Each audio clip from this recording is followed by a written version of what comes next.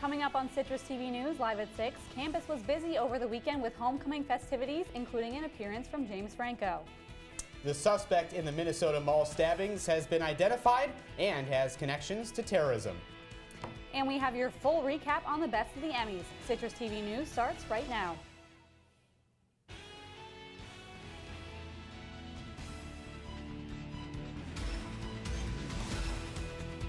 From the Citrus TV studios, this is Citrus TV News live at 6, your campus news leader. Welcome to Citrus TV News live at 6. I'm Lauren Anderson. And I'm Michael Tricarico. Police have the man connected to the series of bombings in New York City and New Jersey in custody.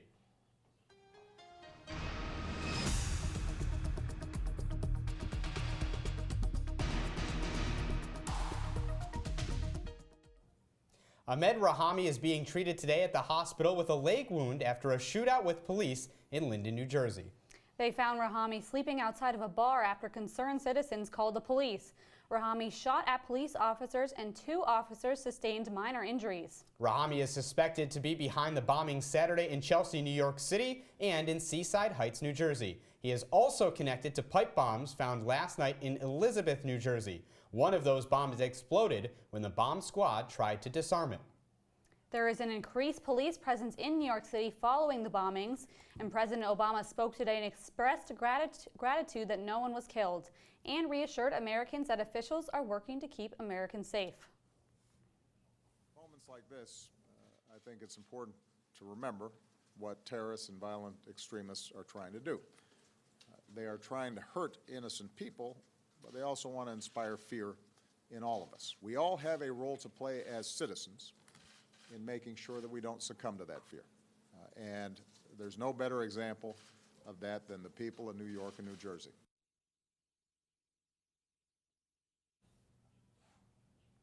This month, the United States is honoring the 15th anniversary of the 9/11 terrorist attack that killed nearly 3,000 Americans. It was the largest terrorist attack on American soil and remains prominent in many people's minds, but many teenagers in school today were not alive to see it happen. Citrus TV News reporter Kevin Ryans profiles one teacher's creative idea, which led to a remarkable discovery for one student. As the 15th remembrance of 9/11 has come and gone, one thing most people can agree with is that the country should pay tribute to those who perished that day. But as time moves on, September 11th and the days leading up to it has become about teaching those who didn't experience the moment. Most teachers and college students know of and can remember the 9/11 terrorist attacks. But for the students in high school, it's history. They're actually being taught for the first time, a lot of the students, about 9/11. They weren't even born during the 9/11 incidents. Don Little is a history teacher at Nottingham High School in Syracuse.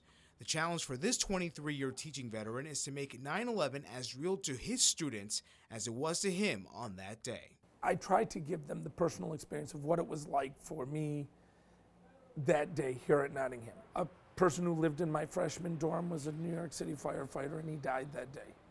And so every year I make sure to mention his name and talk about him. For his kids to get an idea of what it was like to experience 9/11, Mr. Little assigns his kids to go and interview a loved one who experienced the events live.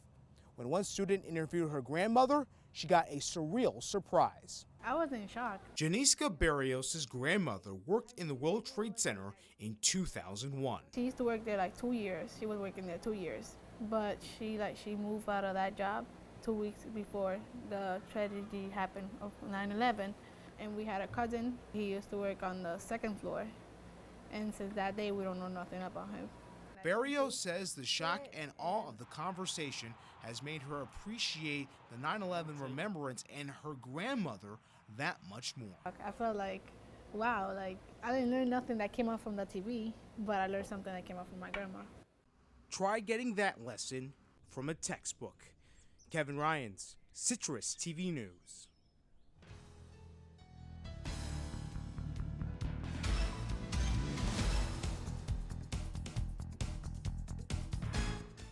Last night, the theater group first-year players at Syracuse announced their upcoming spring show. This year's show will be Big Fish, a story about a boy's childhood filled with extravagant tales of his father's life.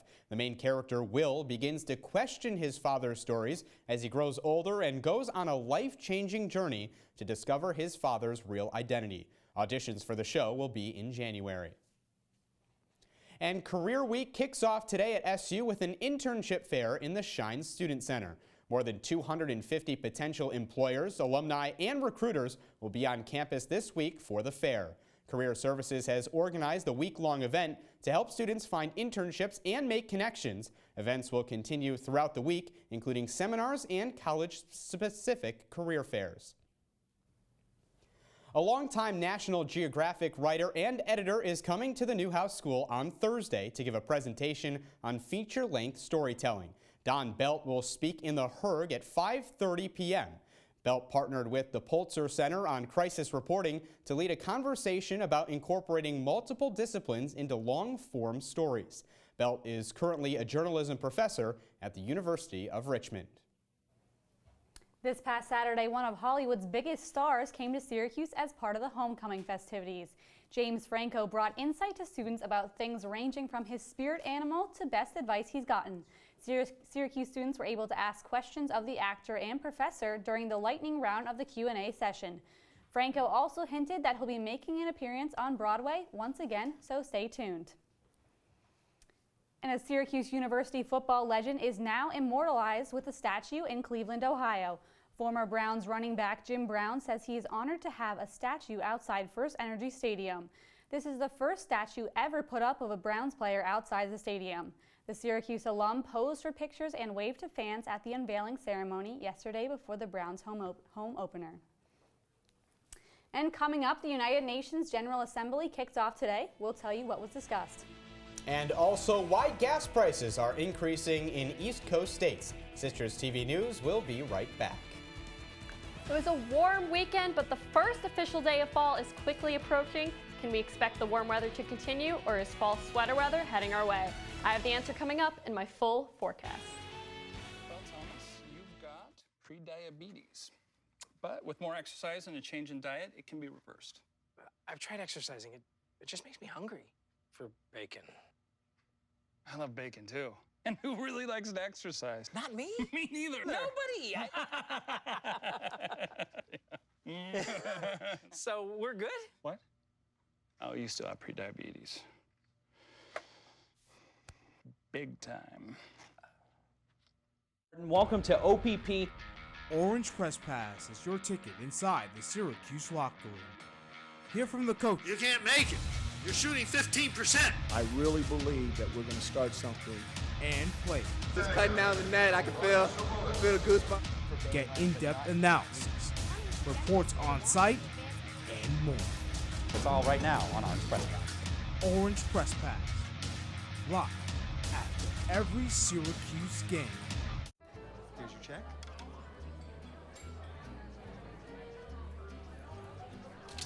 Oh, you got it. You know, since I got rid of my car, I really enjoy walking. Okay. God, no. Getting pulled over for buzz driving could cost you around $10,000 in fines, legal fees, and increased insurance rates. Oh, you're home early. You live with your mom? That'll set your game back a few years. Buzzed, busted, and broke. Because buzz driving is drunk driving. Your daughter just had her first breakup. Do you A, put yourself in her shoes? B, console her? Don't worry, sweetie. This is gonna happen a lot. Or C, find her a new boyfriend? Nice, single boys. That was weird. As a parent, there are no perfect answers. But you don't have to be perfect to be a perfect parent. Thousands of teens in foster care will love you just the same.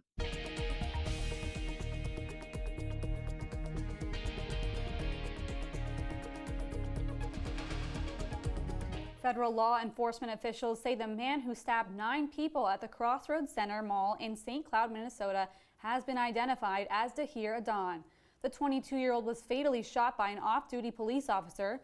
All injured victims are in stable condition, and ISIS has claimed responsibility for the attack. President Obama said today that the FBI is investigating the attack as a potential act of terrorism. And gas prices are spiking in the southeast, and some drivers can't find any gas at all. A broken pipeline which runs from Houston to New York is affecting drivers up and down the East Coast. Some situations in Atlanta ran out of gas last night, and cars were lined up for the more premium, more expensive gas. Fuel suppliers are seeking alternative ways to transport gasoline to the East Coast.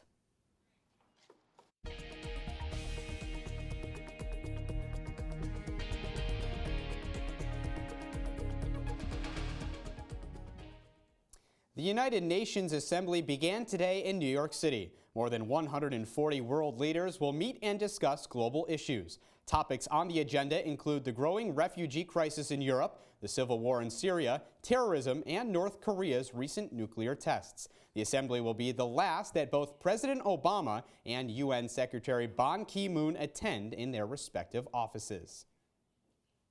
And the United States allegedly ran an airstrike in Syria that killed dozens of Syrian soldiers. The strike was meant to be against ISIS fighters, but the coalition aircraft mistakenly attacked Syrian government forces. The Russian government claims 62 people were killed in this strike.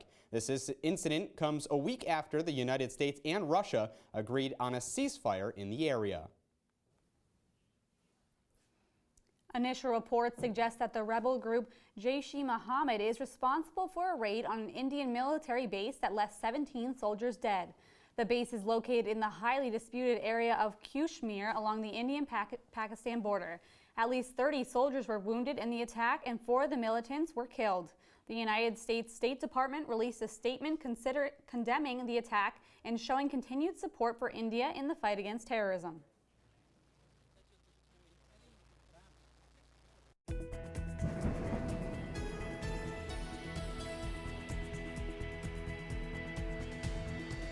It's a hot and sunny day here in Syracuse, and Gilad Malamed is here in studio to see if this summer weather is sticking around.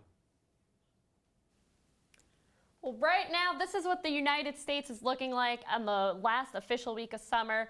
We got upper 50s here, upper 60s, 70s up here, 70s in the northeast, 80s down south, and 90s in Texas and Miami. It's always summer down there. Current conditions right now, 78 degrees and sunny. Little clouds in the sky, but no precipitation and only 4-mile-per-hour winds, so pretty good stuff. Looking at the current radar right now, Syracuse right here in the middle, no precipitation in the local area.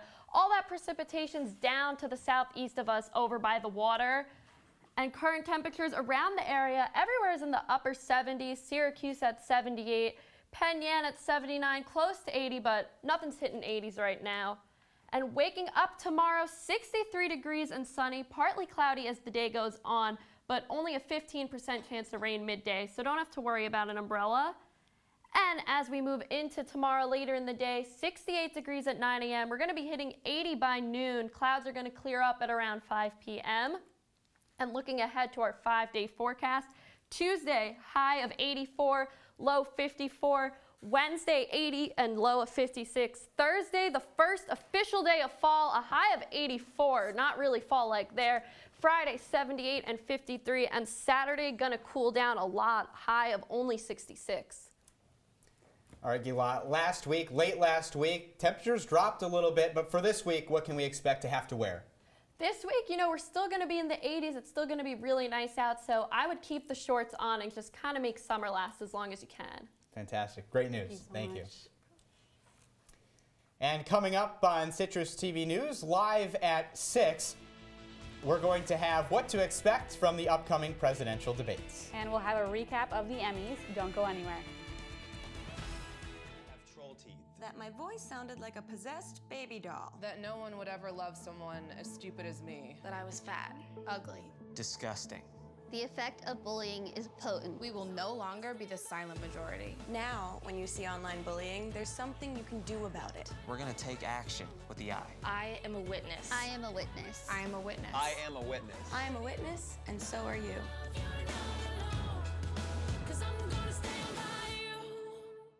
Every time I hear the alarm bell go off in school, I think it's an air raid. A lot of houses in our neighborhood have been destroyed. I like to close my ears and sing songs whenever the bombs come close. I'm worried our new neighbors won't like us. But I know it's all gonna be worth it. I just want my family to be safe. But these are not my words. These are not my words. These are not my words.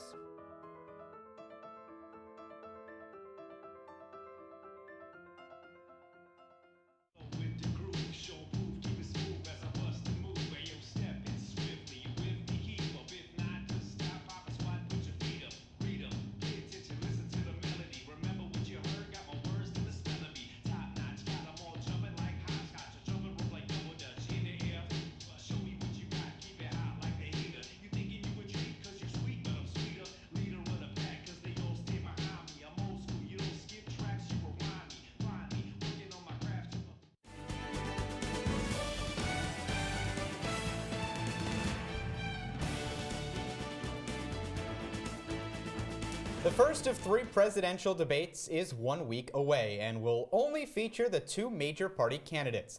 Libertarian candidate Gary Johnson and Green Party candidate Jill Stein failed to earn the minimum 15% support in national polls. Meanwhile, Republican candidate Donald Trump and Democratic candidate Hillary Clinton will come head-to-head for the first time. The debate takes place next Monday night at Hofstra University in New York. And viewers will have the chance to be involved in the second presidential debate. Facebook will take questions from users and pass them along to the moderators of the town hall-style debate that takes place on October 9th. The moderators will also collect questions from their respective network's Facebook page. This marks the first time that a social media platform will be used in this capacity during a presidential debate.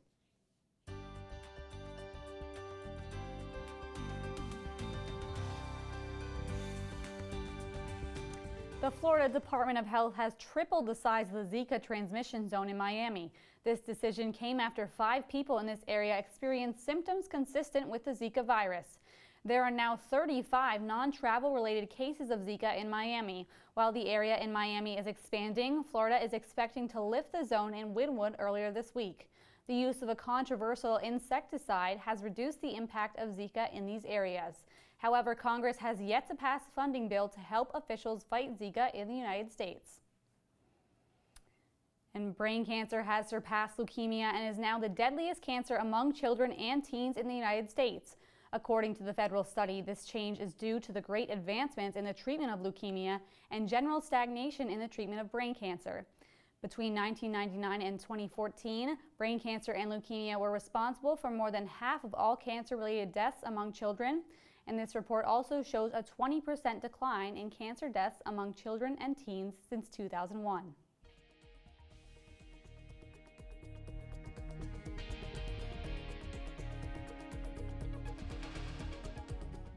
Airline passengers may get to their destination sooner thanks to a new technology. DATCOM replaces vocal communications between pilots and air traffic controllers with text-based messages. The system automates many elements of the communication, which could save 15 to 20 minutes off of flight times and reduce the risk of pilot error. By the end of this year, 50 airports are expected to be using the technology.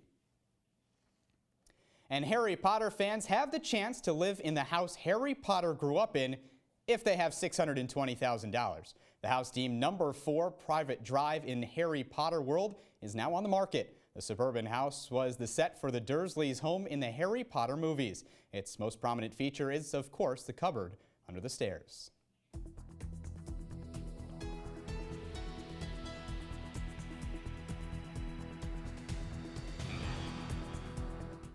People are talking about the big winners from last night's 68th annual Primetime Emmy Awards. Game of Thrones led the pack with 23 nominations, and The People vs. O.J. Simpson was right behind with 22. That show racked up the most wins. Veep took home the award for Best Comedy Series, and its lead, Julia Louis-Dreyfus, won her 5th consecutive Emmy for Best Lead Actress. She got emotional during her acceptance speech, dedicating her award to her father who died last Friday. The host of the Emmys, Jimmy Kimmel, lost the variety talk show category to HBO's Last Week Tonight with John Oliver, and his faux enemy Matt Damon came out to poke fun at him. And coming up, Noah Wolf is in studio with everything sports. Noah? It was a busy weekend on the Hill with football, field hockey, and men's and women's soccer in action. Stick with us to see what happened after the break.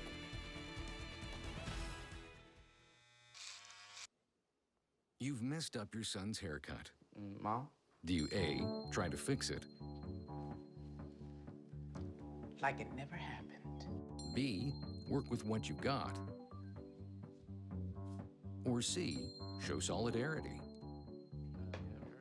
Thank you, babe. As a parent, there are no perfect answers. But you don't have to be perfect to be a perfect parent. Thousands of teens in foster care will love you just the same. I see you mobbing over her. Let's go. Let's mob. Let's crawl. Let's crawl. Let's crawl. Hey, yo, we mobbing. Come on, girl. Let's crawl. Hey, yo, let's crawl. Hey, yo, let's crawl. Hey, let's crawl. Hey, yo, let's crawl.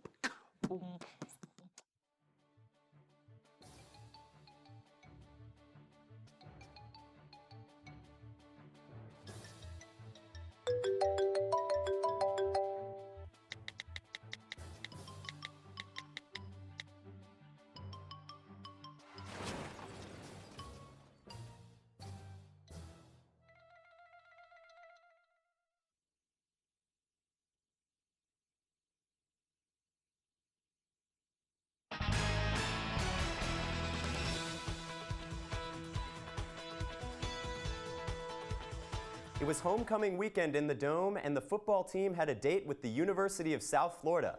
Coming off a big loss against Louisville last week, Babers' crew desperately needed a win, and they came ready to play. And Otto the Orange, he was fired up for this one, and his energy translated onto the field. Early on, Eric Dungy with the aerial delivery to Brisley Esteem, and newsflash, the man is fast. Puts up SU 14-0. But things would get ugly for the Orange in a hurry from then on out. Rodney Adams of USF runs it in from 19 yards out. This would cap a 28-point, yes, 28-point unanswered streak for USF, 28-17 USF at the half. And then, opening up the next quarter, Marlon Mack, you can't give a man like that open field, takes it in from 52 yards out, and USF leads 35-20, and if we're showing you a punt return, that means it's a touchdown. Dearney Johnson makes a few men miss, and then it's just him and the punter. That's just not fair. Takes it in for the touchdown, 42-20 USF, and they would tack on a field goal before things were over. And Babers' crew did not get the win they were looking for. No revenge this week. We're in the beginning. We're in the beginning stages because of where we started from. I said that out of all the places I've been, this is going to be the toughest transition I've ever had because of what was taught previously before we got here. It does not mean that what they were teaching was wrong. It just means that that was the Z, and we're operating from the A side of the alphabet. It's a huge transition. So as we grow together, we'll get better and better at it. And the men's soccer team matched up against the 15th ranked Boston College Eagles this weekend. Things have been going well for the Orange so far. They're undefeated, but the match against BC would be their first real test of the season. Syracuse, like I said, their first real test against number 15 Boston College, and early on, opportunities galore for BC there. Hendrik Hilpert has to make a diving save to keep things even. And like I said, opportunities galore for BC. Zyko Lewis rips one wide. That's going to sting in his memory. Still 0-0 in the 39th minute. And finally, SU gets an opportunity. Sergio Camargo nutmegs the defender. Oh, nothing doing there, though. SU cannot capitalize on the opportunity, and this game would be tied in the half. But Johannes Peels to Jonathan Hagman, who buries it in the bottom right corner of the goal. That would put up SU 1-0 in the half. And believe it or not, the SU offense was not done. Chris Nanko makes a cheeky pass to beat the defender, and Kenny Lassiter, that's just too easy for the man, from a foot out, puts up SU 2-0. That would be the final as SU comes away with its biggest win of the season against BC. And playing the Notre Dame at SU Soccer Stadium, the Orange grabbed an early lead on Eva Gordon's third goal of the season. They would keep it for the rest of the first half, but Taylor Clowender knotted things up in the 52nd minute, and things were tied at the end of regulation. Despite outshooting Syracuse 8-3 in overtime, Notre Dame could not score, and the game would end in a 1-1 draw. SU remains undefeated, except for the draw, of course, pardon me. And yeah, that would do things for the Orange, 4-2. SU, Nicola Pluta with 2 shots on goal, 2 goals for Wake Forest. And coming away with a 4-1 victory against Emma, Lawrenson scored two goals early in the contest, her 3rd and 4th this season. In the first half, the Orange put 9 shots on goal, scoring all 4 of their points. They were so dominant offensively, goalie Reagan Spencer didn't even need to make a save in the contest. And moving on to Monday Night Football, the Philadelphia Eagles will play the Chicago Bears tonight at Soldier Field. It's going to be Carson Wentz's 2nd time in the national spotlight. Last week, the rookie QB led the Eagles to a 29-10 win against Cleveland. In his first taste of NFL action, Wentz silenced his doubters with a 278-yard, 2-touchdown performance. Meanwhile, over in Chicago, a 23-14 loss to the Texans had Bears fans questioning if QB Jay Cutler was still their guy. It's worth noting that the Bears have not won a home game since Week 4 of last season, so they'll look to break that jinx tonight at 8:30.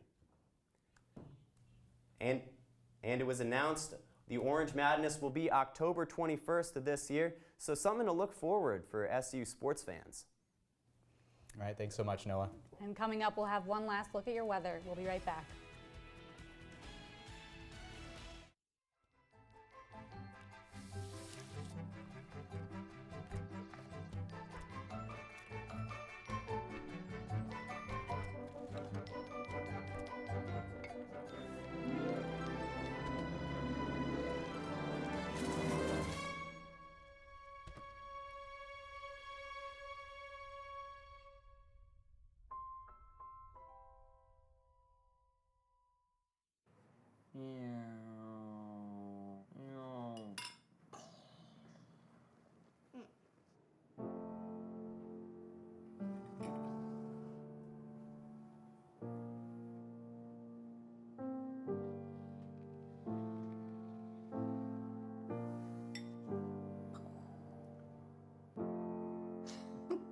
Visit aarp.org/caregiving for information on how to provide even better care for the person who wants to care of you. Hey, look, it's those guys. Are you good to drive? I'm fine. How many did you have? I should be fine. You should be. Go and step out of the vehicle for me. See ya, buddy. Good luck. So turns out, buzz driving and drunk driving, they're the same thing, and it costs around $10,000. So not worth it.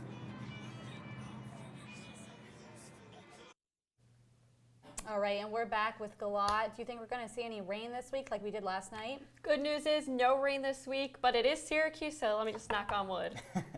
Thank you so much. Yeah. And there is cute new video of twin pandas born in southwest China last week. The brother and sister were born at a research facility, and a new video shows them crawling around in an incubator. Giant panda populations have dropped significantly over the years, but are no longer listed on the endangered species list. And that's so great to hear. Look how cute that is, yeah. Can't get much better than that.